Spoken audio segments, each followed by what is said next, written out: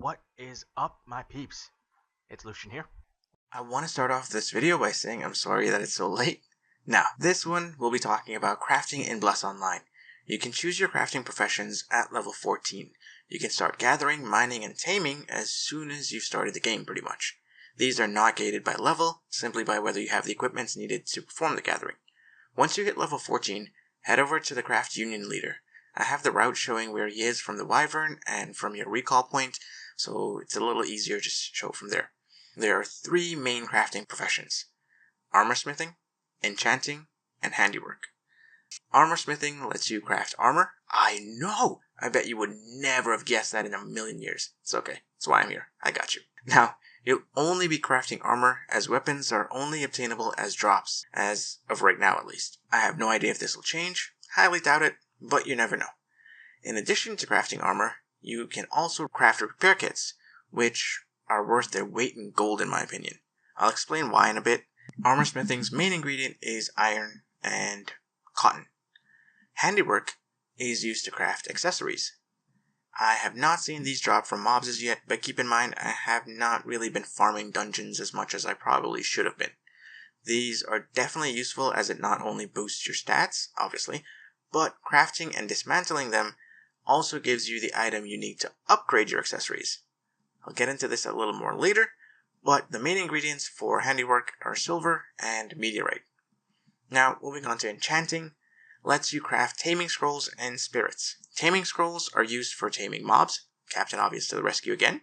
For me, this is a huge part of the game, and I've burned through so many of these scrolls, it's ridiculous. Now, the reason you want to be able to craft them is because buying them from the marketplace can get really pricey. For the spirits, these are Bless Online's version of runes. These can be extremely beneficial for yourself as well as making money. Runes break quite easily at the moment, so people will be needing them to replenish quite often.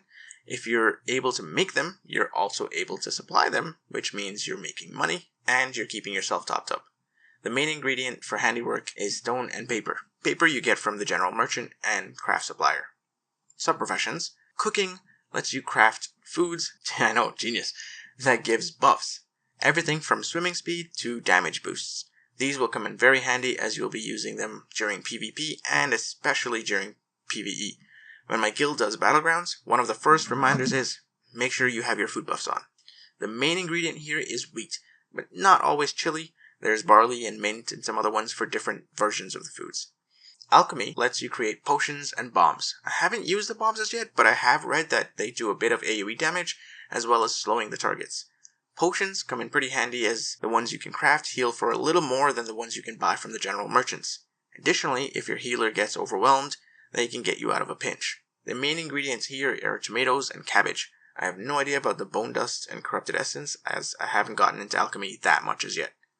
So you're probably wondering why I keep saying main ingredient.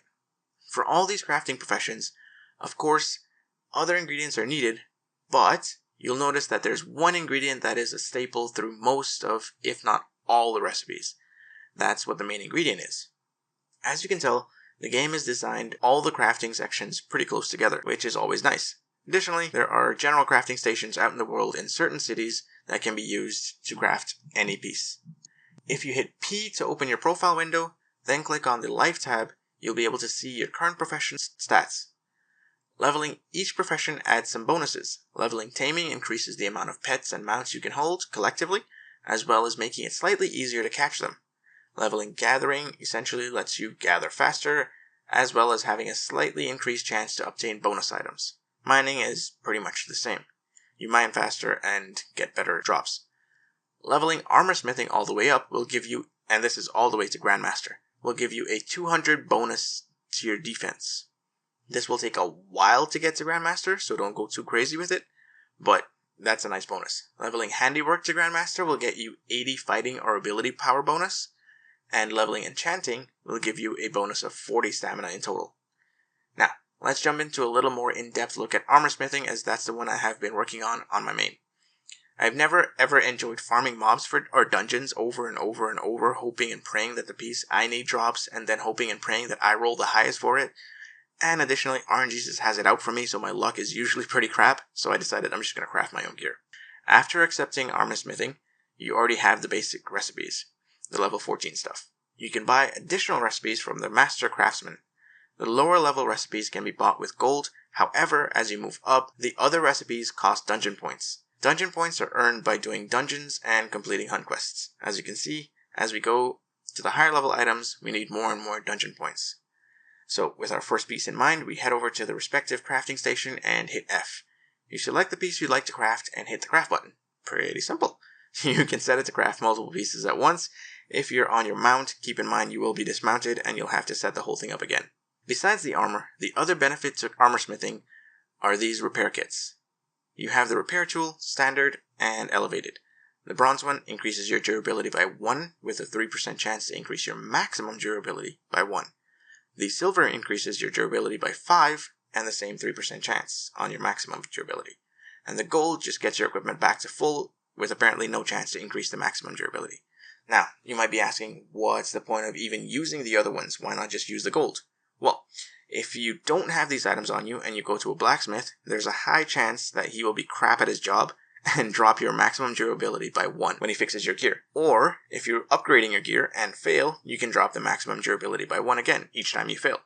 Using the bronze repair tools, you're able to have a better chance, or I guess more chances, of gaining that maximum durability back. With cooking, it's essentially the same process, just different ingredients, right? You buy the recipes that you like and craft away. Now, there are a few, problems in quotation marks with Bless Online's crafting system as it is right now. This is mainly because it's essentially a brand new game, and they'd prefer it if you didn't really have the best in slot gear a few weeks into the game. Let me explain. So level 14 and 23 pieces are easy enough to get to craft. However, the level 31, 37, and 45, I'm guessing, are a little bit more difficult for a few reasons. The main materials you need to craft pieces are somewhat hard to get. If you guys haven't watched it as yet, definitely check out my turban hunt video. This is where you'll be getting 95% of your materials, as farming them in the open world borders on the bang your head against a wall annoying. The turbans, however, don't start showing up until you get into around level 30-ish, which is essentially the contested zones. If you decide to head out over to the marketplace and buy them, well, they can get pricey around the lower levels. I have a decent amount of gold, but that's because I'm level 45. Keep in mind, I haven't really been trying to earn all the gold, and at level 14, it gets really expensive. Next up, you need some very specific materials that can only be gotten from bosses in a dungeon. However, because the game is so new and they don't want you having all that gear right now, the drop rate is almost non-existent. So crafting these pieces are extremely difficult, and if you check on the marketplace for them, well, you'll quickly notice that there's none there. They're such a rare drop that as soon as someone gets one, they use it. And finally, the last annoying bit, you need to ensure you have dungeon points to get the crafting recipes.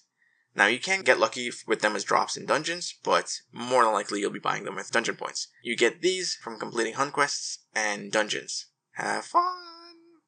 It'll be so not boring.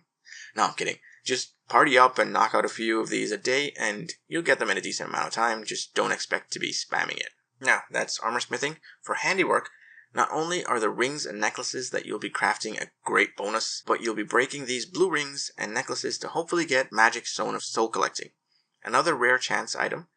If you were to buy them off the marketplace, well, let's say you'd be broke in no time. Same goes for buying the accessories. Buying a bunch to break down gets quite expensive. Being able to craft them yourself, definitely nice. For enchanting, the taming scrolls and spirits, again, same thing. Very, very useful for your character to have, but they will get expensive if you simply buy them off the marketplace. Especially with how easy it is for the runes to break at the moment. And that is why we have alts. You can't trade with other players in the game as yet, however, you can mail items to your alts. I believe you're allowed to send 2 pieces of mail over to your alt before you have to go and collect it. Make use of this.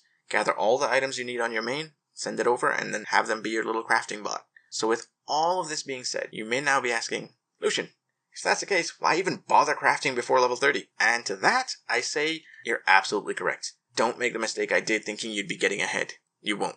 Once you start finding turbans and stacking up your mats, that's when I'd start focusing on leveling your crafting. Now, this doesn't mean ignore the nodes you'll be running across while doing regular stuff like hunts and quests. Those still will add up. I'm just saying don't go out of your way to hunt for them. Alrighty then, my peeps, that's it for me today. I would like to ask a favor. If you enjoyed the video, if it was informative, if it was nice, then you guys leave a like and maybe consider subscribing. If it wasn't that great, then please, by all means, leave a comment and let me know what I can improve.